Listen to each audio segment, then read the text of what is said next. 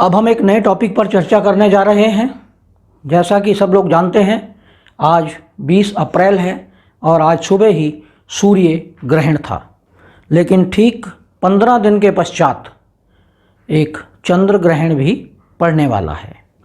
5 मई 2023 को वर्ष का पहला चंद्र ग्रहण, जो रात्रि 8:45 पर शुरू होगा और भारत में उस समय वृश्चिक लगन उदय हो रहा होगा। तो आज हम इसी पे चर्चा करेंगे। सबसे पहले हम डिस्कस करते हैं कि चंद्र ग्रहण होता कैसे है और यह कैसे बनता है, इसमें सूर्य और पृथ्वी की स्थिति कैसी होती है, क्योंकि अक्सर लोग इसको डिस्कस नहीं करते हैं। 3 ग्रह के होते हैं, 3 तरह के होते हैं चंद्र ग्रहण। हम इनके टाइप्स पे डिस्कस नहीं करेंगे, लेकिन हम आपको बताएंगे कि चंद्र ग्रहण क्या होता है। जैसे हम देख रहे हैं, यह सूर्य है, ये पृथ्वी है और ये चंद्रमा है। जब सूर्य, पृथ्वी और चंद्रमा एक ही लाइन में आ जाते हैं और पृथ्वी सूर्य और चंद्रमा के बीच में आ जाती है, तो सूर्य का प्रकाश चंद्रमा पर नहीं पड़ पाता, जिसके कारण चंद्रमा को ग्रहण लग जाता है। ग्रहण का अर्थ है कि चंद्रमा पर सूर्य का प्रकाश नहीं पहुंच पाता। यह एक ऐसी स्थिति है, यह हर 6 महीने बाद रिपीट होती है, क्योंकि जब जब चंद्रमा या सूर्य राहु और केतु के एक्सिस में आते हैं, ये जो डार्क एरिया दिखाई दे रहा है, ये केतु का क्षेत्र है और इधर राहु का क्षेत्र है, क्योंकि आजकल राहु मेष राशि में सूर्य के साथ हैं और केतु चंद्रमा के साथ तुला राशि में है। तो इसी पर हम आज पहले हम डिस्कस करते हैं कि चंद्रमा के ग्रहण में लगने से व्यक्ति पर क्या क्या प्रभाव पड़ते हैं, इसी को हम डिस्कस करते हैं। फिर हम इसके 3 वीडियो अलग अलग बनाएंगे, जिसमें से हम मेष, वृष, मिथुन और कर्क राशि पर एक वीडियो, फिर सिंह, कन्या, तुला और वृश्चिक पर दूसरा वीडियो और धनु, मकर, कुंभ, मीन पर तीसरा वीडियो बनाएंगे और सबके लिंक एक दूसरे के डिस्क्रिप्शन में हम डाल देंगे, जिससे आप इसे ध्यान से देख सकें। अब हम बात करते हैं चंद्रमा की। तो चंद्रमा हमारे मन का कारक है। अगर आप इंग्लिश की डिक्शनरी को भी देखें तो चंद्रमा को लूनर कहा गया है। लूनर से एक शब्द बना है लुनाटिक। लुनाटिक का अर्थ होता है कि जो मानसिक रूप से विक्षिप्त हो चुका हो, जिसका मानसिक या बौद्धिक संतुलन बिगड़ गया हो।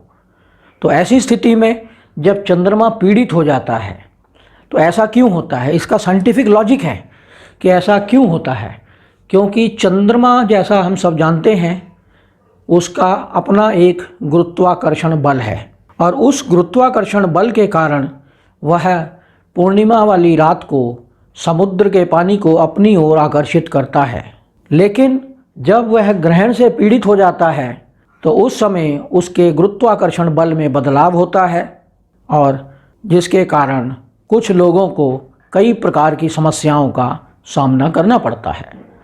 यदि चंद्रमा उनकी कुंडली में कमज़ोर है या वीक है, तो ऐसे लोगों को बहुत ध्यान रखना चाहिए।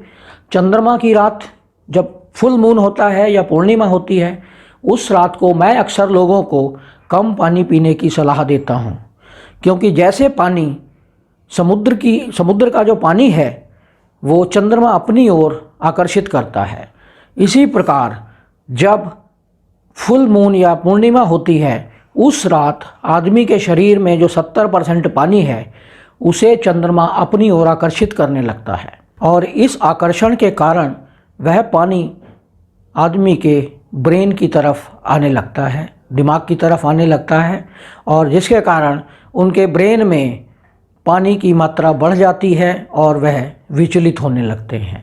अक्सर यह भी पाया गया है कि अधिकतर लोग जो क्राइम करते हैं वह पूर्णिमा या अमावस्या की रात को ही करते हैं। तो इसलिए ध्यान रखें, चंद्र ग्रहण को मजाक ना समझें कि यह एक वहम है या अंधविश्वास है। ऐसा नहीं है, यह एक साइंटिफिक लॉजिक है। इस पर हम कभी बाद में चर्चा करेंगे जब हम एक वास्तु पर वीडियो बनाएंगे। तो अब हम बात करते हैं चंद्र ग्रहण पर आपकी राशि पर क्या प्रभाव पड़ेगा? मेष, वृष, मिथुन और कर्क राशि पर। सबसे पहले हम बात करते हैं मेष राशि की। तो मेष राशि को अगर हम देखें तो मेष राशि के लिए चंद्रमा चौथे घर का स्वामी है, क्योंकि चंद्रमा की कर्क राशि होती है 4 नंबर की, और चंद्रमा सप्तम भाव में केतु के साथ विराजमान है। तो मेष लगन वाले जितने भी जातक हैं उनका चतुर्थ भाव ग्रहण में है। चतुर्थ भाव का अर्थ हुआ माता, धन, प्रॉपर्टी, ज़मीन, जायदाद, वाहन आदि। तो ऐसे जातक वाहन सावधानी पूर्वक चलाएं। सप्तम भाव में ग्रहण पड़ रहा है, जिसके कारण आपके जीवन साथी के स्वास्थ्य में भी विपरीत प्रभाव पड़ सकता है।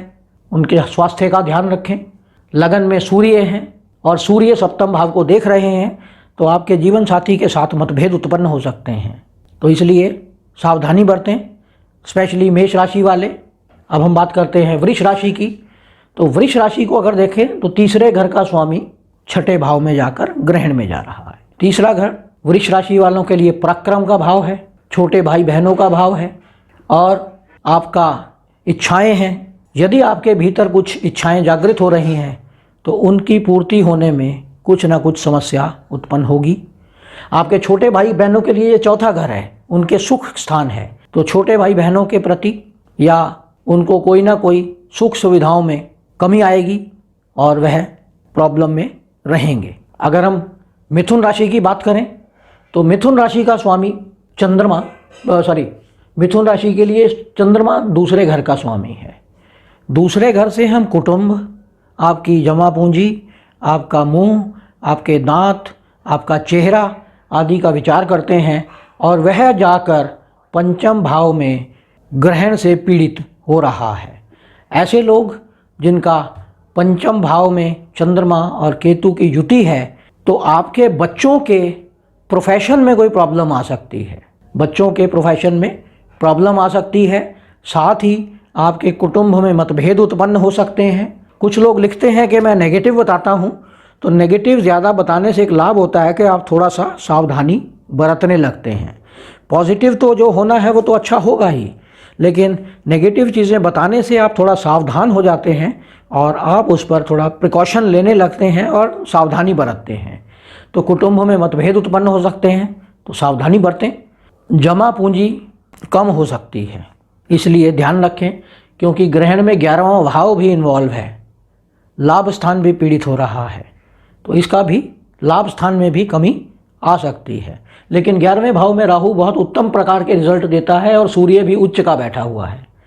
इसलिए चंद्रमा और केतु पंचम भाव को, अगर विद्यार्थी हैं बच्चे, तो उनको शिक्षा में कोई समस्या उत्पन्न हो जाएगी। पढ़ाई पे ज़्यादा ध्यान दें।